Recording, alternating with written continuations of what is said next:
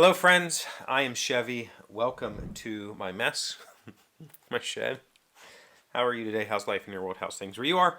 How was your weekend? I had a pretty good weekend. It was fairly busy. We had stuff going on Friday. We had stuff going on Saturday. Well, that's not true. Saturday I felt off. I didn't get it.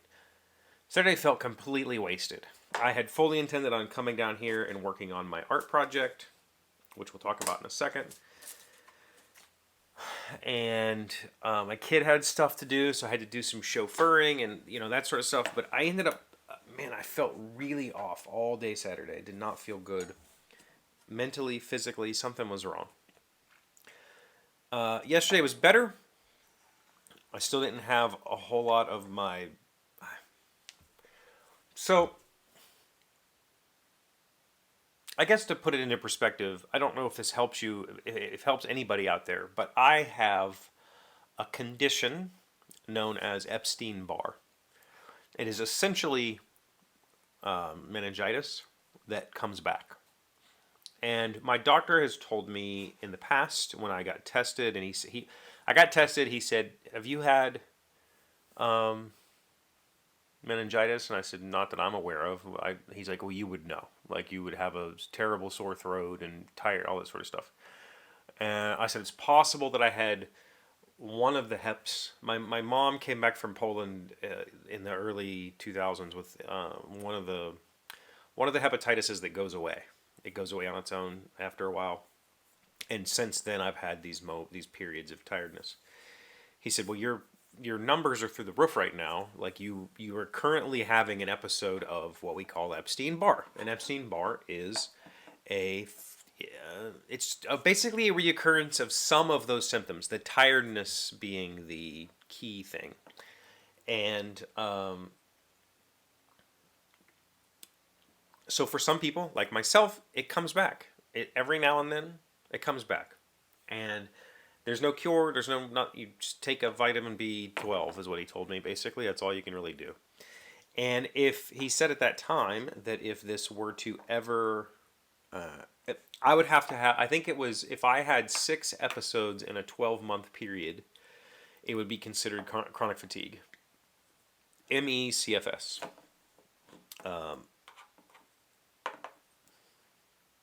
Yeah. I've never experienced it that often. It's usually about once a year.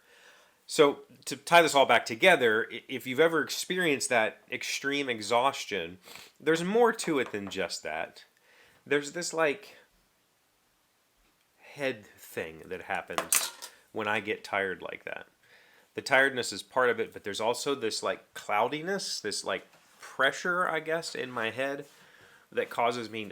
I have cognitive issues when it happens. So I felt that way on Saturday, but I haven't, none of the rest of the symptoms, just that weird head pressure, that weird don't feel quite right. So I just didn't do anything. And then Sunday I felt better. Ended up playing some games with Malia. We played 3 games of Terraforming Mars, the dice game. But that was after coming down here to work on my art project. So this project, I'm going on a cruise in a very short period of time. And on this cruise, lots of the cruise participants like to do a swag swap, like a giveaway. And I thought it would be really fun to do a woodblock print with a pirate ship, like, haha, here we are on a boat together. And so I came down here this weekend and I worked on this. I did a little bit over the week. I've got about 4 hours total in the carving. And unfortunately, I think it's lost. So I worked on this a good bit yesterday, a couple of hours, and then I pulled some test prints, which I don't really want to... like the first test print never goes quite well because the wood is absorbing the ink, and then the second test print was a little bit better. The third test print got me a much closer look. There is a lot of there's a lot of areas I need to address. I need to clean up, and I think I'm going to try, but I think that overall this print is lost. There's the definition and the lettering is really bad.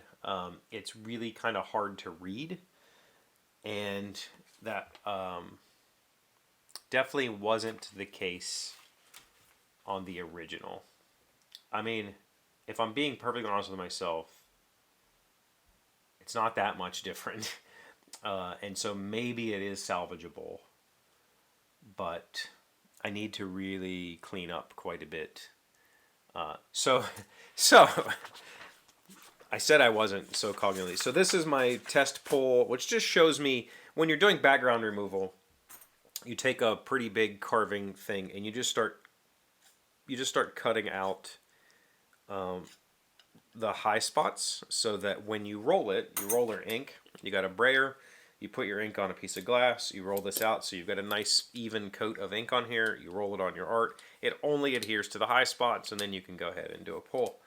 Well, those high spots were still there. There's a lot of them. There's a lot of them that aren't intended to be there. So I need to cut those out. And there's some slips and some mess ups, but I'm okay with those. That's kind of part of the charm of doing a wood block like this. So I thought, no problem. I don't think this is salvageable because of the lettering, but now that I'm looking at it, maybe it is. I thought I would just switch over to linoleum. This linoleum is much easier to carve than a wood block. When you've got a wood block, you're dealing with the grain of the wood being variable. And so as you're trying to sit here with your tool and go very, slowly and quickly, or slowly and precisely, you'll hit a soft spot in the wood, and then your chisel will jump, and you can basically slice through an area that you didn't mean to cut through. That's bad. You don't want to do that. So I did some of that. There's a little bit of that going on in here. There's just a lot of mistakes. It might be salvageable. I think I could spend another hour or two trying to clean it up and see if I can get something presentable to come out of this. But I could probably also spend about 2 hours and fully carve this. So in my cognitive decline, I got a new piece of tracing paper, got my thing on here, put it all down, started working on the tracing, got to near the top of the ship, and I was losing track of where I had already traced, so I went to check, and the block was blank because I had put the tracing paper on upside down, so I was just tracing on the back of the print.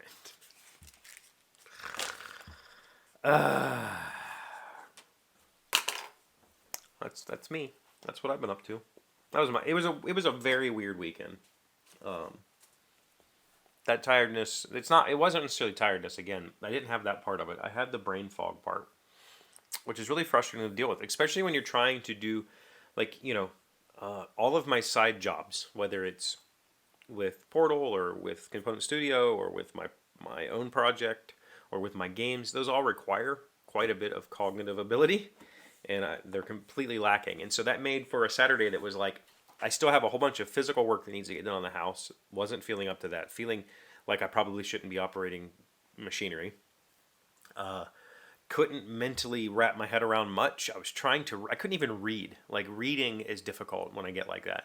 It becomes very difficult to process what I'm reading and turn it into a continual narrative. That's very hard to do. It's a very weird feeling. So it was a very weird weekend.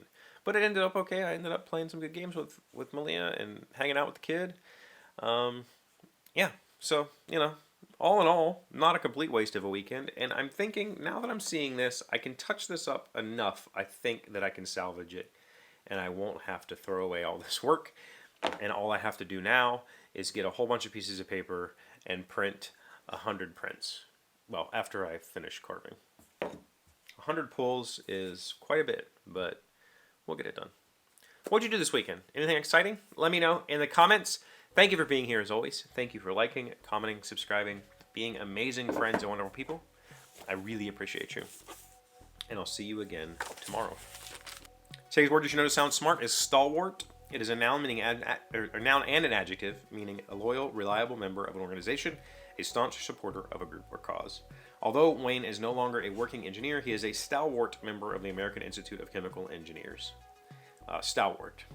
S-T-A-L-W-A-R-T. I didn't know that it had anything to do with a member of an organization or a supporter of a group or cause. I thought that stalwart was always just like steadfast, like you were just a person, you were like, I didn't know that it had like a membership or a belief attached to it.